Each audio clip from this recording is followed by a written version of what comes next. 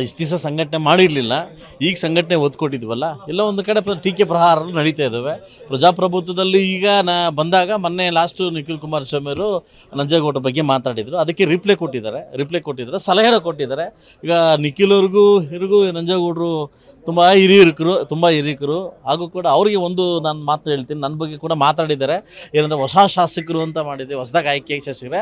ನಾನು ಕೂಡ 2018ನಲ್ಲಿ ನಿಮ್ಮ ಜೊತೆ ನಾನು ಕೂಡ ನಿಂತಿದ್ದೆ. ವಂಶದಿಯ ಆಸ್ಪತ್ರೆಯಲ್ಲಿ ಸುಧಾರಿತ ನರ ಶಸ್ತ್ರಚಿಕಿತ್ಸೆ, ಮೆದುಳು ಮತ್ತು ಬೆನ್ನುಹುರಿಯ ಅಸ್ವಸ್ಥತೆಗಳಿಗೆ ಅತ್ಯಾಧುನಿಕ ತಂತ್ರಜ್ಞಾನವನ್ನು ಬಳಸಿಕೊಂಡು ತಜ್ಞರು ಆರೈಕೆಯನ್ನ ನೀಡುತ್ತಾರೆ. ಹೆಚ್ಚಿನ ಮಾಹಿತಿಗಾಗಿ ಸಂಪರ್ಕಿಸಿ 7277072770 ಅಥವಾ 9141066685. ನನ್ನನ್ನು ಜನ 3,000 ಓಟಿಂದ ಕೂಡ ನನ್ನನ್ನು ಗೆಲ್ಲಿಸಿರಲಿಲ್ಲ, ಸೋಲಿಸಿದ್ರು. ಅದೇ ಜನ 30,000 ಓಟಿಂದ ನನ್ನ ಗೆಲ್ಲಿಸಿದ್ರು. ಆದರೂ ಕೂಡ ಸೆಕೆಂಡ್ ಟೈಮ್ ಕೂಡ ನೀವು ಕೂಡ ನಿಂತಿದ್ರಿ.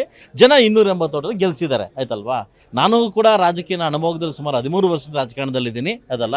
ಹೊಸ ಶಾಸಕನಾಗಿರ್ಬೋದು, ಬಟ್ 2018ನಲ್ಲಿ ಇಬ್ಬರು ಕೂಡ ಬಂದವರೆ. ನೀವು ಗೆದ್ರೆ ನಾನು ಸೋತ್ರೆ, ಆಯ್ತಲ್ವಾ.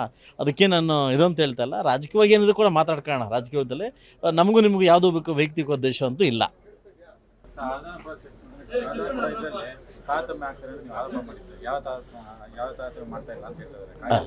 ಈಗ ಆಧಾರ ರಹಿತವಾಗಿ ಕೊಟ್ಟರೆ ಒಳ್ಳೇದಾ? ಆಧಾರ ರಹಿತವಾಗಿ ಕೊಟ್ಟಿರೋದಾ? ಸೆಕೆಂಡ್ ಫ್ಲೋರ್ಗೆ ಹೋದ್ರೆ ಎಲ್ಲ ಸಿಗುತ್ತಾ? ವಿಧಾನಸೌಧ ಸೆಕೆಂಡ್ ಫ್ಲೋರ್ಗೆ ಹೋದ್ರೆ ಎಲ್ಲ ಮಾಹಿತಿ ಸಿಗುತ್ತಾ? ನನಗೆ ಎಷ್ಟು ಬಂದಿದೆ, ನಿಮಗೆ ಎಷ್ಟು ಬಂದು ಸಿಗುತ್ತಾ? ಈ ಮೀಟಿಂಗಲ್ಲಿ ಒಂದು ಮಾತನಾಡಿತ್ತು, MIL ನನಗೆ ಹೈಯೆಸ್ಟ್ ಸಿಕ್ಕಿದೆ ಅಂತ. ನೋಡಿದ್ರ, MIL ಹೈಯೆಸ್ಟ್ ನನಗೆ ಸಿಕ್ಕಿರೋದಂತ. ನಮಗೆ ಲಕ್ಷಾನುಗಟ್ಟಲೆ, ಅವರಿಗೆ ಕೋಟ್ಯಾನುಗಟ್ಟಲೆ. ಇದು ಸಾಲದ ತಾರತಮ್ಯ? ಇದಕ್ಕಿಂತ ಏನು ತಾರತಮ್ಯ ಬೇಕು? ಸೊ ಮುಂದಿನ ದಿವಸದಲ್ಲಿ ಪಾಪ ತುಂಬ ಚೆನ್ನಾಗಿ ಹೋಗ್ತಾ ಇದ್ದಾರೆ. ನೋಡಿದ್ರಲ್ಲ ಮೊನ್ನೆ ಡೈರಿ ಎಲೆಕ್ಷನ್ ತುಂಬ ಹೆಂಗೆ ಮಾಡಿದ್ರು, ಏನು ಮಾಡೋದು ಅಂತ.